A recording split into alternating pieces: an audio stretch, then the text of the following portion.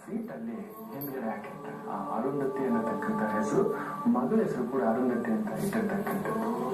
ಪ್ರತಿ ವರ್ಷವೂ best performers employees ಯಾರು ತುಂಬಾ ಚೆನ್ನಾಗಿ ಕೆಲಸ ಮಾಡಿದ್ದಾರೆ ಅವರೆಲ್ಲರಿಗೂ ಒಂದು ದೊಡ್ಡ ಪಾರ್ಟಿ ಇರ್ತಕ್ಕಂಥದ್ದು. ಊಟ ತಿಂಡಿ ವ್ಯವಸ್ಥೆ ಟ್ರಿಪ್ ಇದೆಲ್ಲ ಮಾಡಿ 3 ದಿನದ ಒಂದು ಸಮಾರಂಭ.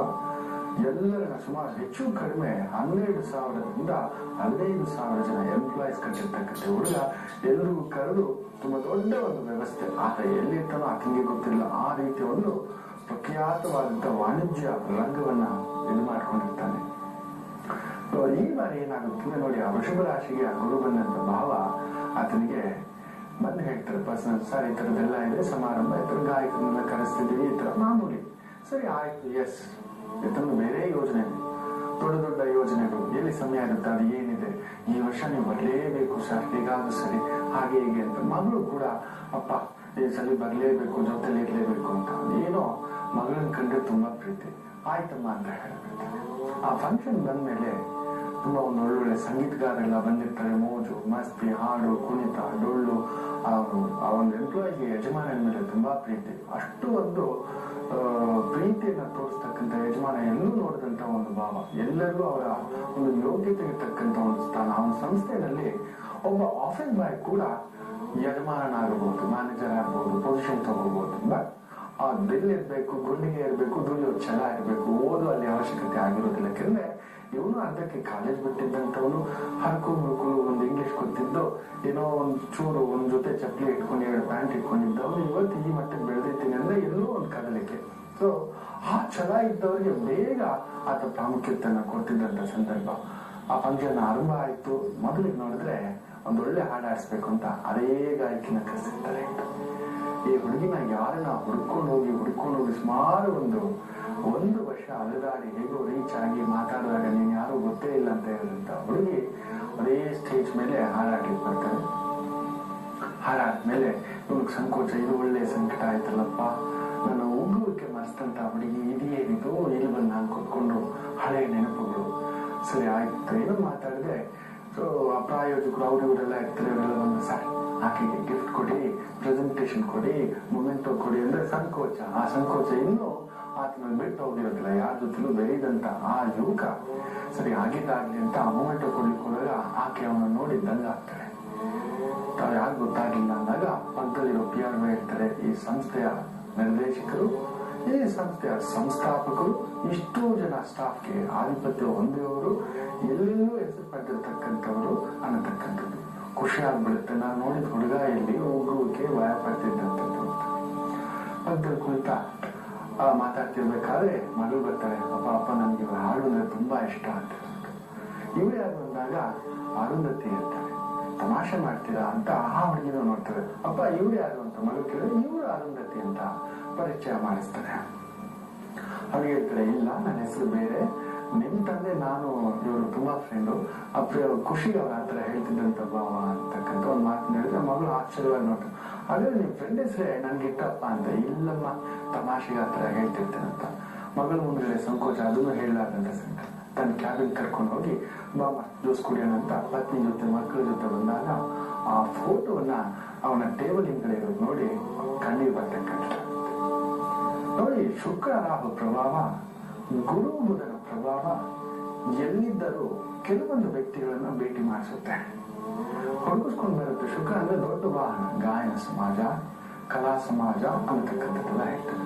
ಆ ವ್ಯಕ್ತಿಯನ್ನು ಕೂಡ ನಾನು ಆಕಸ್ಮಿಕವಾಗಿ ಭೇಟಿ ಆದಾಗ ಇದೇ ವಿಚಾರಗಳನ್ನ ನೋಡಿ ತುಂಬಾ ಕಲಿರತಕ್ಕಂಥದ್ದು ಉಂಟು. ಏನಪ್ಪಾ ಇದು ವಿಸ್ಮಯ ಅಂತ. ಈ ತರದ ಹಲವಾರು ವ್ಯಕ್ತಿಗಳನ್ನ ನೋಡಿದ್ದಾರೆ. ನೋಡಿ, ಕಾಕತಾಳೀಯವಾಗಿ ಆತನಿಗೆ ಈ ಹುಡುಗಿ ಪರಿಚಯ ಆದಾಗಲೂ ಕೂಡ ಗುರು ವೃಷಭ ರಾಶಿನಲ್ಲಿ ಇದ್ದಿದ್ದು. ಮೊದಲನೇ ಬಾರಿಗೆ ಪ್ರೀತಿ ಕೊಟ್ಟು ಅಷ್ಟಮಾಧಿಪತಿ ಆದಂತ ಗುರು ಶುಕ್ರ ಮನೆಯಲ್ಲಿ ಕುಳಿತ ಮೇಲೆ ಆ ಪ್ರೀತಿ ಹೊಡೆತು.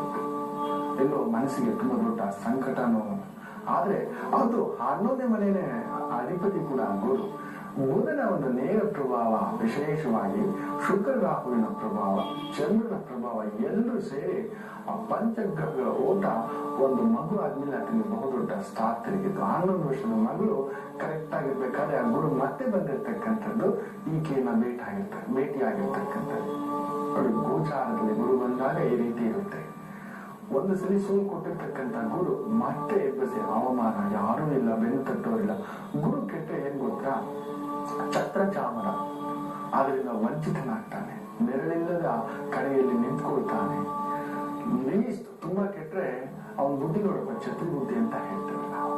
ಇಲ್ಲ ಆವರೇಜ್ ಇದ್ರೆ ಅವ್ರ ಛತ್ರಿ ಹಿಡ್ಕೊಂಡಾದ್ರೂ ಬರ್ಬೇಕು. ನೀವು ಕೆಲವರನ್ನ ನೋಡಿ ಛತ್ರಿ ಇಟ್ಕೊಂಡೇ ಇರ್ತಾರೆ. ಕೆಲವು ವಯಸ್ಸಾದವರು ಇಲ್ಲ ಕೆಲವು ಹೆಣ್ಮಕ್ಳು ನೀವು ನೋಡ್ತಿರ್ತೀರ ಛತ್ರಿ ಹಿಡ್ಕೊಂಡೇ ಇರ್ತಾರೆ. ಅಲ್ಲಿ ಗುರು ಒಂದು ಆವರೇಜ್ ಆಗಿರ್ಬೇಕು. ತುಂಬಾ ಎತ್ತರವಾದಂತ ಗುರು ಬಂದ್ರೆ ಏನ್ ಗೊತ್ತಾ, ಛತ್ರ ಚಾಮರಗಳಿಂದ ಪೂಜಿಸಲ್ಪಡುವ ಬಂದ್ರೆ ಛತ್ರಿ ಹಿಡ್ಕೊಂಡು ಬನ್ನಿ ಸ್ವಾಮಿ ಅಂತ ಹೇಳ್ಬಿಟ್ಟು ಅವನ್ನ ಕರ್ಕೊಂಡು ಹೋಗ್ತಾರೆ. ಹೂವಿನ ಹಾಕಿ ಆ ಒಂದು ರೆಡ್ ಕಾರ್ಪೆಟ್ ಅಂತ ಹೇಳ್ತೀವಲ್ಲ ಅಂತ ಒಂದು ಪ್ರಭಾವ ಈ ಹುಡುಗರಿಗೂ ಸಿಕ್ಕಿರ್ತಕ್ಕಂಥದ್ದು. ಆ ಶುಕ್ರ ರಾಹು ಚಂದ್ರನ ಪ್ರಭಾವದಿಂದಾಗಿ ವಿಶೇಷವಾಗಿ ನೋಡಿ ಆ ಆರ್ಟಿಸ್ಟ್ ಅಂತಕ್ಕಂಥದ್ದು ಬಿಟ್ಟಿರ್ಲಿಲ್ಲ. ಚಂದ್ರ ಆ ಉಗ್ಗುವಿಕೆ, ಆ ಬುಧ ಚಂದ್ರ ನೋಡಿದಾಗ ಮನಸ್ಸಿನ ಮಾತು, ಬುದ್ಧಿ ಬುಧ ತತ್ವ, ಚಂದ್ರ ಮನೋತತ್ವ, ಇನ್ನೂ ಒಂದು ಸಂಕಟ ಹೇಳಲಿಕ್ಕಾಗೋದು ಅದು ಇನ್ನಷ್ಟು ಒಂದು ಒಳಗಡೆಯೇ ತುಂಬಿಸಿಟ್ಕೊಂಡಿರ್ತಕ್ಕಂಥದ್ದು. ಶುಕ್ರ ರಾಹು ಪ್ರೀತಿ ಅನ್ನತಕ್ಕಂಥ ಮಾತು ಹೇಳ್ತೇವೆ. ಗುರು ಬುಧ ವ್ಯವಹಾರ ಅಂತ ಹೇಳ್ತಾರೆ. ಶುಕ್ರ ರಾಹು ಬುಧ ಅಂತ ಹೇಳಿದ್ರೆ ಎಲೆಕ್ಟ್ರಾನಿಕ್ ವಸ್ತುಗಳ ವ್ಯಾಪಾರ ಅಂತ ಹೇಳ್ತಾರೆ. ಈ ಒಂದು ಇಂಟರ್ನೆಟ್ ಮೂಲಕ ವ್ಯಾಪಾರ ಅಂತ ಹೇಳ್ತಾರೆ. ಇವತ್ತು ಆ ವ್ಯಕ್ತಿ ತುಂಬಾ ದೊಡ್ಡ ಇಂಟರ್ನೆಟ್ ಮೂಲಕ ಹಲವಾರು ಎಲೆಕ್ಟ್ರಾನಿಕ್ ವಸ್ತುಗಳ ವ್ಯಾಪಾರ ಮಾಡ್ತಕ್ಕಂಥ ಬಹುದೊಡ್ಡ ಬಿಸ್ನೆಸ್ ಮ್ಯಾನ್ ಆಗಿದ್ರೆ ಹೆಸರು ಹೇಳೋಕೆ ನನ್ಗೆ ಸಂಕೋಚ ಬೇಡ. ಎಲ್ಲೋ ಅವ್ರ ಪರ್ಸನಲ್ ಲೈಫ್ ನ ಕೇಳಿದಾಗ ಆಗುತ್ತೆ.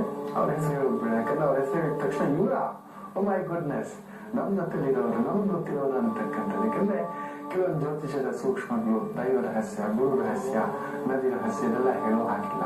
ಇನ್ನು ಯಾವ್ದೋ ಒಂದು ಕಥೆನ ಸ್ವಲ್ಪ ಒಂಚೂರು ಸೇರಿಸಿರ್ತಾನೆ, ಹೆಸರುಗಳು ಬದಲಾಯಿಸಿರ್ತಾನೆ, ಪಾತ್ರಗಳು ಬದಲಾಯಿಸಿರ್ತಾನೆ. ಆದ್ರೆ ನಿಜ ಮಾತ್ರ ಅದೇ. ಇವತ್ತಿಗೂ ಅವ್ರು ಹೇಳ್ತಾರೆ ಆ ಫೋಟೋ ನೋಡಿದಾಗೆಲ್ಲ ನನ್ನ ಹಳೆ ನೆನಪುಗಳು ಎಲ್ಲೋ ಕಳೆದು ಹೋದ್ಮೇನೋ, ಇವತ್ತು ದುಡ್ಡು ಸ್ಟೇಟಸ್, ಆದ್ರೆ ಮಗಳನ್ನ ನೋಡಿದಾಗ ಎಲ್ಲ ಮರಿತೀನಿ ಅಂತಕ್ಕಂಥದ್ದು. ಸೊ ಈ ರೀತಿ ಇರುತ್ತೆ ಗುರು ಗೋಚಾರದಲ್ಲಿ ಬಂದಾಗ. ಈ ಬಾರಿಯ ಗುರು ಯಾರ್ಯಾರಿಗೆ ಯಾವ ರೀತಿ ಶಕ್ತಿಯನ್ನ ದಯಪಾಲಿಸ್ತಾನೆ, ಯಾವ ರೀತಿ ವಿಶೇಷವನ್ನು ದಯಪಾಲಿಸ್ತಾನೆ. ಅದರಲ್ಲೂ ವೃಷಭ ರಾಶಿಯವರಿಗೆ ಅವತ್ತು ಗುರು ಮೂಮೆಂಟ್ ಆಗ್ಬೇಕಾದಾಗ ಚಂದ್ರ 11ನೇ ಮನೆಯಲ್ಲಿರ್ತಾನೆ. ಇನ್ನೂ ವಿಶೇಷವಾಗಿ ಮೀನ ರಾಶಿಯವರಿಗೆ 3ನೇ ಮನೆಯಲ್ಲಿದ್ದಂತ ಗುರು, ಲಗ್ನದಲ್ಲಿದ್ದಂತ ಚಂದ್ರ. ಚಂದ್ರ ಗುರು ಲಾಭಸ್ಥಾನಗಳ ಪರಿವರ್ತನೆಗಳಿಗೆ ಏನಾದ್ರು ಬಂದ್ಬಿಟ್ರೆ ವಿಶೇಷ.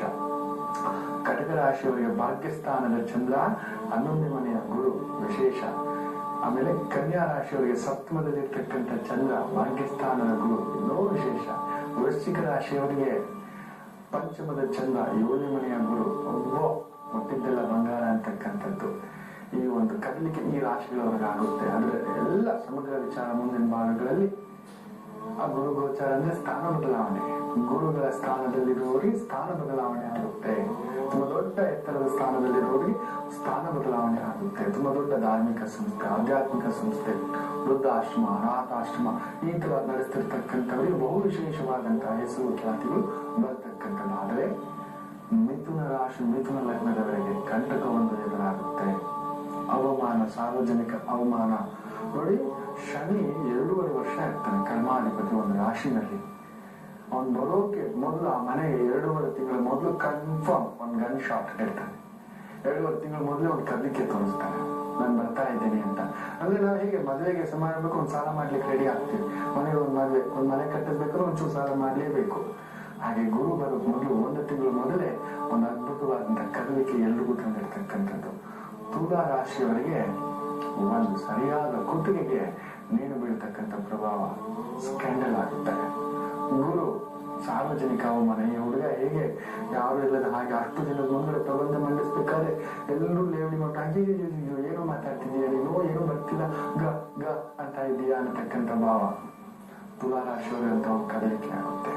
ಯಾಕಂದ್ರೆ 6ನೇ ಮನೆ ಚಂದ್ರ, ಅಷ್ಟಮದಲ್ಲಿ ಗುರು ಇರ್ತಕ್ಕಂಥ ಭಾವ. ಧನು ಲಗ್ನ ಅಧಿಕಾರ ಪರಿಸ್ಥಿತಿ. there might be chances ಜೈಲಿಗೆ ಹೋಗ್ತಕ್ಕಂಥದ್ದು ಧನು ರಾಶಿ ಇಲ್ಲ ಧನು ಲಗ್ನದವರಿಗೆ.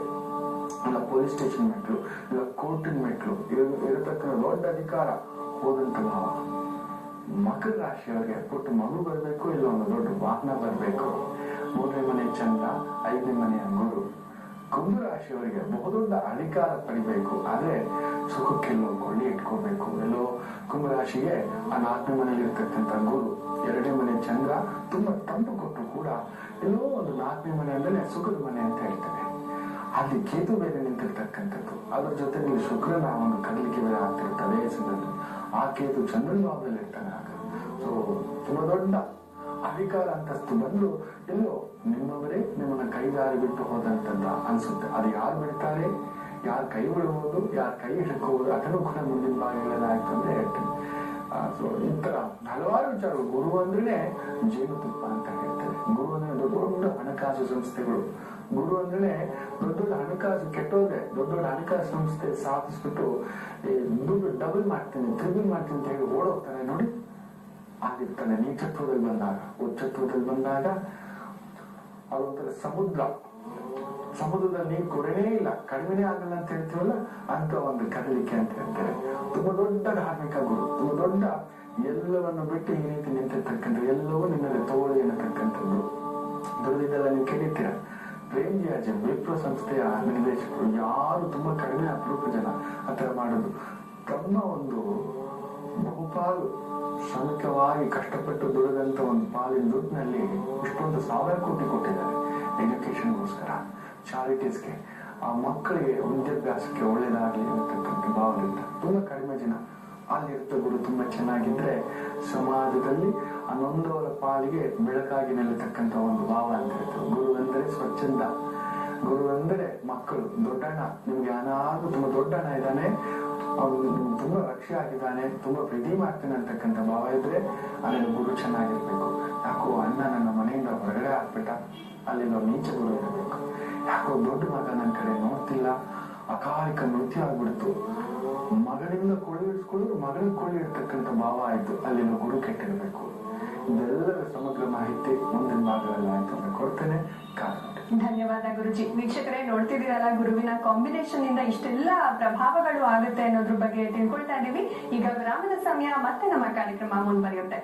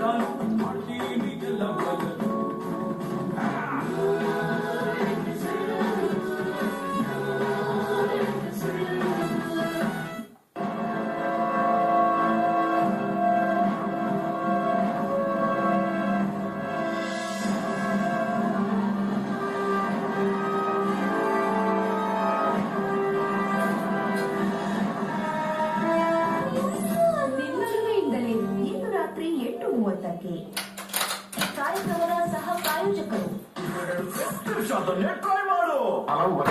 ಮೆಡಿಕಲ್ ಸೈನ್ಸ್ ಅಲ್ಲಿ ಸಾಕಷ್ಟು ಬದಲಾವಣೆ ಆಗಿದೆ. ಇವುಗಳ ಜೊತೆಗಿದೆ ಹೆಲ್ತಿ